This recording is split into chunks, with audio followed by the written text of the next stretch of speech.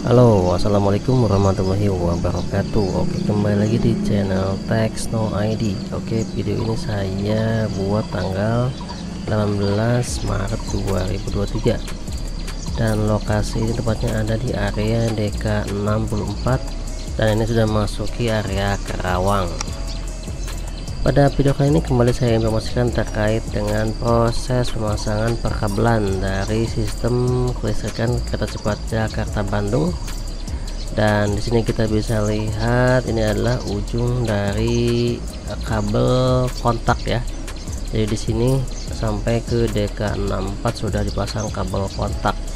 Dan ini adalah titik terakhirnya. Nah, di sini adalah area pemberat untuk kabel kontak tersebut. Nah, setiap kabel kontak ujungnya akan selalu berujung dengan alat pemberat ya, atau sistem pemberat untuk mengatur tension atau tensi atau ketegangan dari kabel tersebut. Nah, ini adalah visualisasi dari drone. Nah, ini adalah area atau arah Karawang ya, atau arah Jakarta. Nah, di sini terdapat beberapa personil bekerja yang juga memproses kelengkapan dan fasilitas dari jalur ya.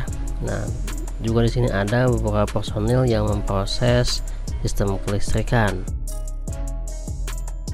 Kabel-kabel ini sudah beberapa kali dipasang ya, jadi tidak langsung dipasang lengkap seperti saya tampilkan di sini. Jadi di sini terdapat beberapa kali tahapan pemasangan kabel ya, dan salah satunya adalah kabel kontak, dimana kabel tersebut atau wire atau kawat tersebut yang nanti akan bergesekan ya, atau kontak dengan pantograf yang ada di kereta cepat Jakarta Bandung ya, atau unit EMU yang nantinya akan dilengkapi dengan pantograf di bagian atasnya. Untuk aliran listrik sendiri tidak hanya mengalir pada kabel kontak, tapi juga ada mengalir pada kabel catener atau kabel yang ada di sisi atasnya. Di sini ada beberapa kabel memang yang memanjang ya, yang dimana di sana dialiri listrik. Pemasangan kabel-kabel ini dilakukan dengan unit platform kereta ya, sehingga lebih cepat. Dan untuk pemasangan komponen-komponen seperti isolator dilakukan oleh pekerja langsung ya, jadi menggunakan tangga dan memasang isolator serta lengan-lengan tambahan yang harus dipasang pada tiap tiangnya. Isolator adalah bagian dari sistem transmisi atau komponen dari sistem transmisi yang dipasang pada tiang, yang biasanya di sini terlihat berwarna merah ya. Itu adalah isolator. Dan kenapa pakai isolator? Dikarenakan listrik yang mengalir tidak boleh menempel atau mengenai atau mengalir ke tiang ya, sehingga setiap kabel yang dialiri listrik dan terhubung ke tiang maka harus melalui isolator agar listriknya tidak melalui atau tidak mengenai tiang. Kalau kita lihat kabel-kabel ini terlihat kencang sekali ya, karena memang ini disetting tidak boleh longgar atau tidak boleh kendur instalasi kabel listriknya. Dan ini juga merupakan salah satu alasan kenapa di sini menggunakan pemberat seperti yang tadi saya tampilkan di awal video.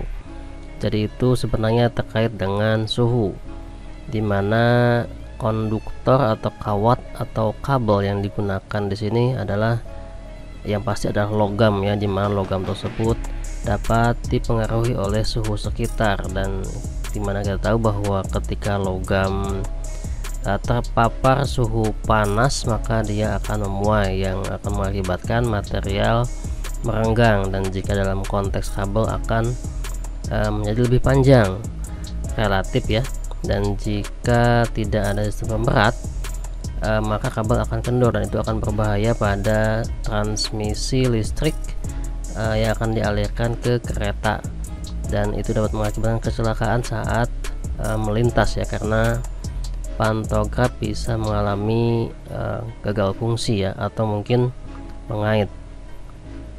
Dan untuk kabel yang ketika mendapatkan suhu dingin atau terpapar suhu dingin, kabel akan mengkerut ya, lebih kurang bisa dikatakan seperti itu, dan itu akan bisa menyebabkan kabel putus jika kabel tersebut tidak mempunyai sistem tension otomatis seperti yang tadi saya tampilkan di awal video. Dan untuk lengan-lengan yang ada di tiang ini pun sebenarnya ini fleksibel, bisa bergerak ke kiri dan ke kanan ya, mengikuti arah tension dari kabel. Pasti ketika kabel tersebut merenggang, maka tension akan lebih panjang ya, dan kabel akan bergerak mengikuti arah renggangan tersebut. Dan hal tersebut juga dipengaruhi oleh pemberat yang nanti akan menarik kabel ketika kabel dalam keadaan memuai atau merenggang atau memanjang.